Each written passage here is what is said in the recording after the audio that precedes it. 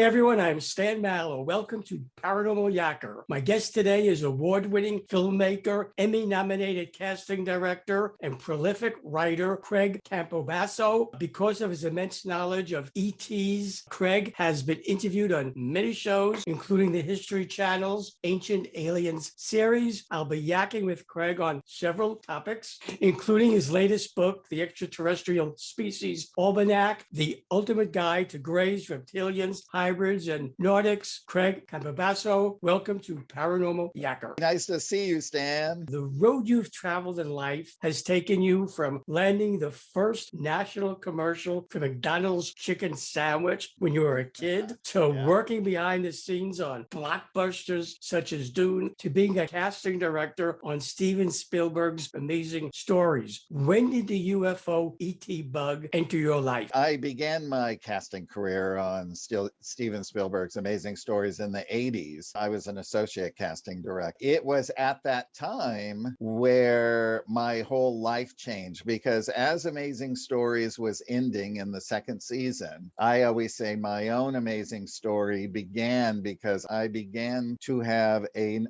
immense spiritual awakening, which opened me up to the universe and to the universe's teachings through a series of master teachers. Of course, I didn't understand a lot of this at first, but it was a 2-year waking period. It was going from being fast asleep to being really awake. They were doing was preparing me to write my book series, The Autobiography of an Extraterrestrial Saga, which is a 4-part book series now, and there'll be 7 in total. I'm working on books 4 and 5 now. It was to prepare me for that, to bring to people here on Earth what it's like out there in the universe and how do the beings and all of these things live. So I learned a lot about extraterrestrials and things like that through this experience. I began going to conferences, meeting with ufologists. I would go on expeditions when they would go and study cases. I've met many contactees, many abductees, some who had amazing experiences, some who had horrific experiences on both ends of the spectrum. I mean, I even met a man where the ETs implanted an eye thing behind his eyes. He lifted up his eyes and showed me this whole guard that went behind it. And he said, everything I see, they see. He didn't know how to get rid of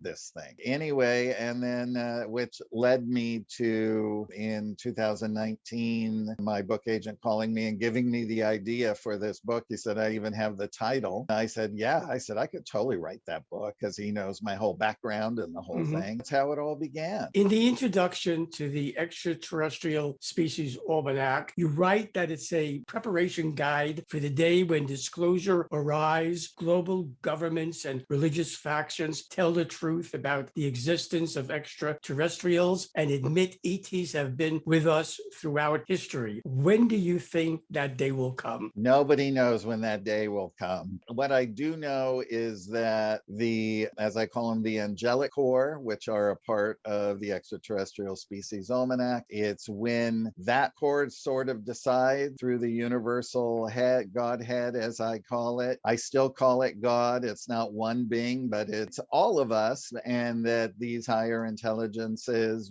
have been around a lot more than us. Some are fully conscious beyond even the fully conscious beings, and having an understanding of the universal creation, not only in our universe, but others. They know how to measure and see when people will be absolutely ready for that. And we're seeing the signs now. There's so much more coming out, even through the Pentagon, through all different types of things, testing the water, seeing how people are reacting. And, I think people are reacting really well. I don't think there's like a mass hysteria or anything like that, because everyone gauges everything on Orson Welles' The Day the Earth Stood Still, when everyone freaked out and thought it was a real invasion. While there are a staggering 82 extraterrestrial species that populate the universe, they fall into only 2 categories: the benevolent races, who function as the guardians of humanity, and those who mean us harm. Of the 82 species you've explored, how many of them are benevolent and how many want to harm us? I had to, through the publisher keep the book under 300 pages. I didn't know how many races I was going to be able to fit in there because I've studied lots of them. Many of the races that are in here come from real contact cases of people who were having contact and that there was proof. People can go into the back of the book under further reading and see where that information came from. So if they'd like to explore further about a particular race or case, they can. I was a big fan of Paul Hellyer, who we just lost. Towards the end of his life, he talked about 82 races that he knew about. So I thought, well, let me see if I can fit 82 races in here. I had a whole lot more. I just had to sort of pick and choose. The good news is there are more benevolent races, and these benevolent races are really looking after humanity. And then there are the darker factions and things of that nature, which is a smaller number. I couldn't give you the percentage because I really don't know that, because it would have to be more of a percentage all beings coming here, which I do not have, or, I'm not sure that anybody knows that. These were just documented cases from hybrids, people who worked in the government, people who were having contact, abductees, things like that. So this is where all of these races culminated from that are actually in the book. On the subject of Paul Hellyer, as you just mentioned, I recently had the opportunity to interview him, and he was an incredible person, absolutely Yes. incredible. So you were right in Yes. everything you said about him. May he rest in peace. Yes, may he rest in peace. He was awesome. How has the benevolent ET species helped mankind, and how far back in history can them visiting us and helping us be traced? I don't know how far back in history it can be traced. Some of the contacts that I've spoken with said that way back in the days of Atlantis, that Atlantis was primarily Syrians who came here. So the Atlantean was a Syrian, and that they were primarily dark-skinned, like brown, olive complected, some white. They had dark hair, some had lighter hair. The Lemurians were here about 125,000 years before them. From what I understand from my contact of Lemuria, it primarily was on the surface all over California. When they knew that this catastrophe was going to happen, and I don't know if the catastrophe was man-made or earth-made, that they started going underground and they built their main city, Telos, beneath Mount Shasta. That's a large city there, but the whole inner Agarthan network connects to many cities. I studied many cases of people who had gone into the inner earth. There's a book that was done like 100 years ago called The Smoky God. It was two guys, and they sort of found their boat going in through the inner earth, and they met with these giants. They lived there for 2 years. They did meet with a high priest in one of the cities. In Telos, the high priest's name is Adama. They're Melchizedek masters. Priestess is Tara Ra. In another case, Richard E. Byrd went in. There was the whole thing of him going up into Antarctica too, and then actually going into the inner earth. He supposedly met with giants and also met with a high priest. We do see that in all of the different civilizations on the inner earth, each giant city does have a high priest and priestess. The ET species who mean us harm, Craig, what is the reason or reasons for wanting to harm us? And is there anything we humans can do to stop that from happening? The thing is really just domination of not only the resources of a planet, like water, minerals, gold, all of that, but also controlling the population. This could be a whole documentary upon itself about all of the hypotheses and things that are out there about how this transpires and happens. As here an aside, today. that would be a great documentary for you to do. That's That right up would your be, alley. yes, You yes. put it on your yes. to-do list. We are making the documentary right now to the Extraterrestrial Species Almanac. So you guys will see it next year. We're making that now. Do you have any idea or theory, Craig, regarding the origins of the ET species? Was it because of some type of intergalactic evolution that took place eons ago, the creation of a higher source? Was it something just that happened randomly? I would love to know your thoughts on that. I don't know the actual truth of that. A lot of contactees and a lot of the information that is out there is that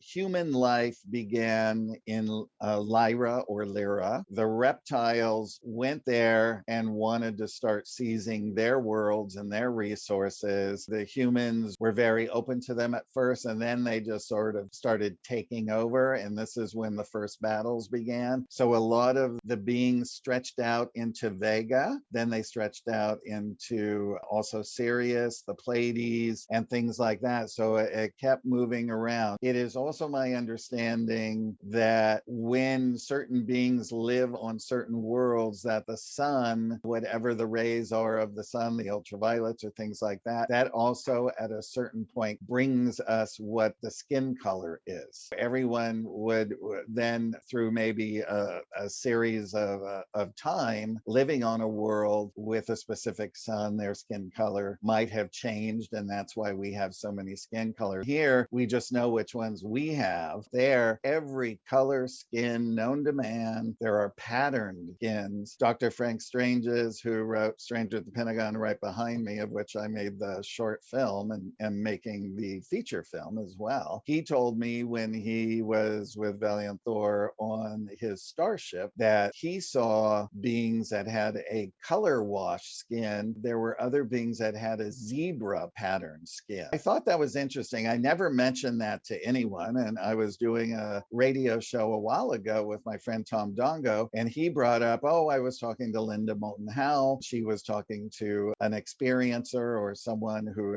had contact with these beings, and that they had a zebra skin, not the fur, just the pattern. I just found that interesting, and I think as far as our imagination can go is really what's out there in this big giant universe. When most of us think about ETs, what comes to mind are beings from somewhere out in the vast universe. As you point out, there are advanced beings living in subterranean cities on our very own planet, such as the one located beneath Mount Shasta, which you referred to previously. How come we're not exploring inner Earth as much as we do outer Earth? From my understanding is that the beings on the inner Earth do not want anyone from up here because they're all fully conscious. Most of them are ascended masters. There is a lot of their population that is working towards ascension. It's one of the things. So they have ways of keeping people out of the inner Earth unless they want to let someone in for an experience or things like that. I know that I have talked to other people who have had astral experiences inside the inner Earth. I once had a lucid dream. When I have lucid dreams, to me, it's where my soul goes somewhere else in the dream state, and I'm actually there experiencing it. I did go to the inner Earth. I did not see a city or anything, but I saw a giant lake in this beautiful cavern, and all the water was illuminated in a beautiful light blue. It was a very beautiful scene to actually see and experience. The Extraterrestrial Species Almanac is the latest book in your autobiography of an extraterrestrial saga book series. Can you tell me, Craig, something about the other books in this series and what motivated you to write the ET saga in the first place? The ET saga is separate. The Almanac is separate from my book series, just so everyone knows, but it could be a companion to learn more about the races and things that are also spoken about there. So it's a very complex, interesting story where the lead character's name is Turan. He's a 7'7" Pleiadian Nordic. We follow his journey. We, the reader, are him. He is born into the Universal Society dualistic, like all of us here on this planet, or dualistic, trying to achieve our ascension and to become fully conscious beings where we only work from our heart and no longer our ego. Turan grows up. He joins the Galactarian Alignment of Space Peoples and Planets. As he's working himself up, he is then given the task of starting to work at the University of Melchizedek, which is the spiritual university. He is in charge of training star seeds that go out into other worlds to incarnate and to raise consciousness on a timeline. In the first book and thing, he is really primarily in charge of the ones that are coming to Earth. He also teaches mighty messengers coming into Earth who have had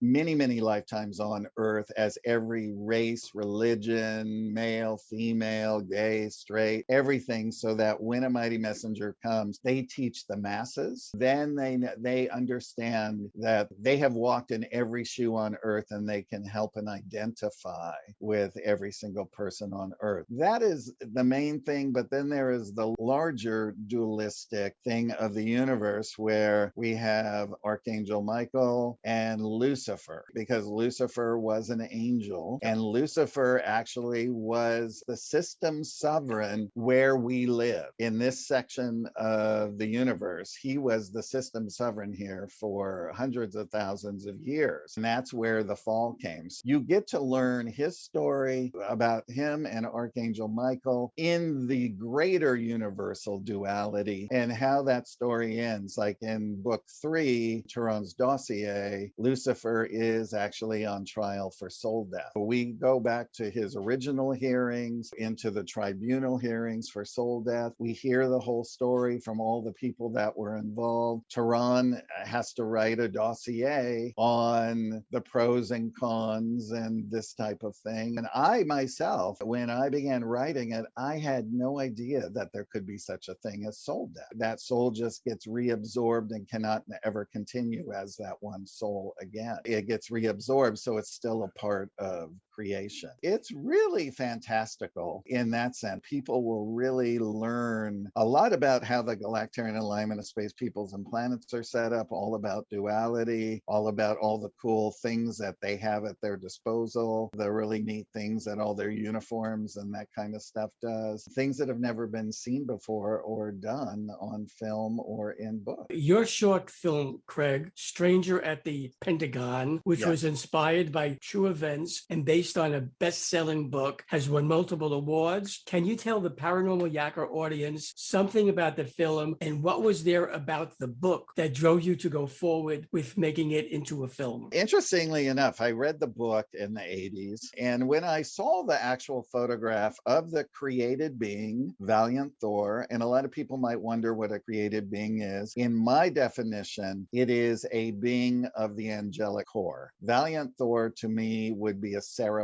of the highest order. He was appointed to come to Earth to share a proposal with President Eisenhower back in 1957. They knew of his arrival. They knew when he would be coming. He arrived on a Saturday, March 16th, 1957, met with Eisenhower, Nixon, the whole cabinet, everybody, Joint Chiefs. And then there was a 3-year time for them to discuss this proposal. And in this proposal, it was how to eliminate sickness, disease, poverty, how to prolong life, but also discuss with them the dangers of atomic bombs, how the ones they had set off had already offset the planet and other things interdimensionally and other planets in our solar system. Also to talk to them about free energy and how we were polluting the planet and destroying the planet, and lots of different things of that nature. I was very interested in this story. I never thought that I would be a filmmaker. Back in the early 2000s, my casting partner then wanted me to meet 2 of her friends, the older married couple from Arizona, and that they had had lots of experiences and seen lots of craft in Sedona, Sun City, and other places where they live and visited. Anyway, so I met them, and literally out of the wife's mouth within the first few minutes, she says, well, you know, our friend, Dr. Frank. She had this cute little Southern accent. And I said, do you mean Strangers? It just, like, I hadn't thought of that book or him in a while. And she goes, yeah, you want to meet him? I said, yes. And so I was sitting with him the next week. I was the fan, and I got to just sit with him for 3 hours at lunch. And then we became friends. He became sort of like a father figure to me. We spoke almost every day. Through a course of events, I began to sort of write the screenplay. Dr. Frank passed away in 2008, so I shelved the movie. We were all so upset over his death. And then around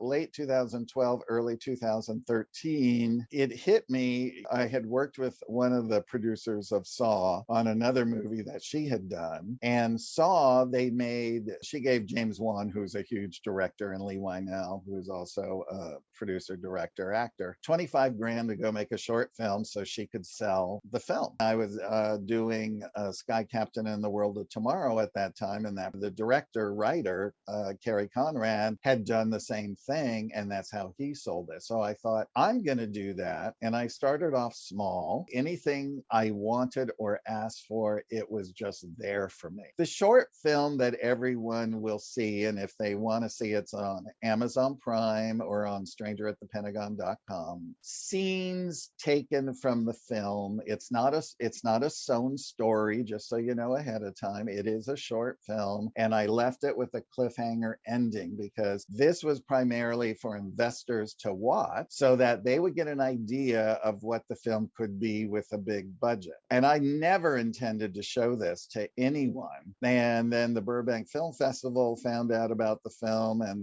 so I took it and showed them. They made it an immediate selection. We won. And then the world was begging to see it because this is the first time that anything from a real, as they called them way back in the 50s, space brother film that had ever been made. So I was the first, and I allowed it out into the public. And a lot of people who see it don't understand what I just told you. They haven't heard that scenario. But a lot of people really like it because it gives you the idea of a little bit of what he had to go through and things like of that nature. It's done really well. It took off like gangbusters, and now I'm talking to and inviting investors to call me if they want to be a part of it, because we've got the entire package ready and raring to go. Me being a casting director for well over 30 years, I have access to all the actors. When you think about your mom telling you she knew you'd be a writer before you were born, and that your biological dad, who you weren't aware of until adulthood, worked on Project Blue Book, the U.S. Air Force study on UFOs, and was in the entertainment industry as you are, do you feel your destiny was predetermined, that somehow where you are now is where you were meant to be? I absolutely believe that. I absolutely do. My mom just said when she was pregnant with me, she said, I just knew that you came here to be a writer. Even when I was like, no, I want to be in the film business. Yeah, I want to be an actor. I want to be a director. I never thought about writing. When I had the spiritual awakening at 26, that's when the writing began.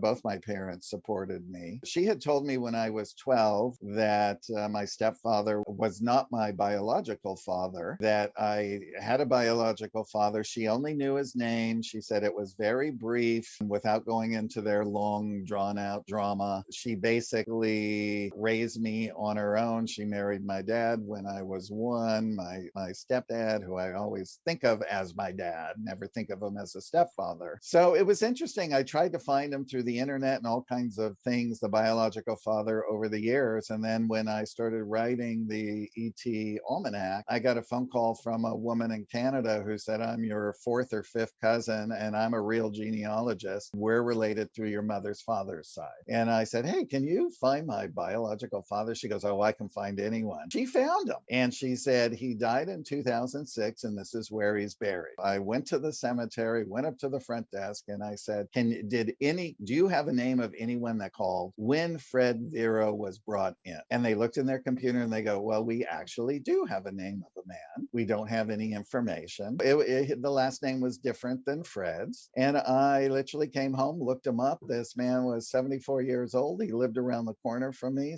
His address was there. I wrote him a letter, stuck my picture in, got a phone call a few days later from his son and said, my dad got your letter. And I said, is your dad friends with Fred? And he goes, no, actually, it's his half brother. And I went, oh my God, so you're my cousin. So he goes, yeah, I guess I am. Anyway, this was all done through DNA chain linking. We went out to dinner for 3 hours, and about an hour into the dinner, he told me about Fred. Yes, your dad was in the Air Force, and he was in intelligence, and he went here, here, here, here. He flew airplanes in France and this. And he said, oh, and by the way, it was part of that Project Blue Book. That just blew me away. That right there, with what I'm doing, and my book is a MUFON book. Basically, both organizations are doing the same thing, almost identical. And I thought, isn't that interesting? And then I found out the rest of his life, when he came back here, he became the head of construction at Warner Brothers for their movies and television, then went on to build sets for the Hollywood Bowl, and then designed and built sets for rock concerts for people like like Michael Jackson, Neil Diamond, Elton John, Alice Cooper, and that thing. And I was just like, wow, it would have been really cool to know him. I had two stepsisters and a stepbrother who I met. I got to live vicariously through them, who got to experience all those fun concerts and things. Should viewers of Paranormal Yacker want to order the Extraterrestrial Species Almanac or any of your other books or your film Stranger at the Pentagon, what is your contact information? Everyone can go to Stranger at the Pentagon and watch the short film there. I also have all of Dr. Frank's out of print books there as well. Stranger at the Pentagon, Millennium 7, which Valiant Thor was a advisor on, UFO conspiracy and Millennium 7. I have all the posters like the ones behind me. People begged me for Valiant Thor t-shirts, so I hired a comic book artist who did a thing. Have all those things there if anybody's interested, under by book and DVD as well. To get the Autobiography of an Extraterrestrial Saga, the 4-part book series, you can go to autobiographyofananet.com. They're all on the homepage. There's even a section to the right where you can do one click and buy all 4 books in hardcover or all 4 books in softcover. I personalize and autograph them to everyone. If you want to get the ET Species Almanac, you go to the same site, autobiographyofananet.com, and go to other book. You can purchase the book there, and you can use a little slide thing and go down and see other books of mine and things there as well. Craig Campobasso, I thank you for being my guest on Paranormal Yacker. I wish you success with all your projects and for being a credit to and fulfilling the destiny bestowed on you by your biological parents. I'm sure you've made them proud. Thank you for this interview. Thank you so much, Stan. This was so great.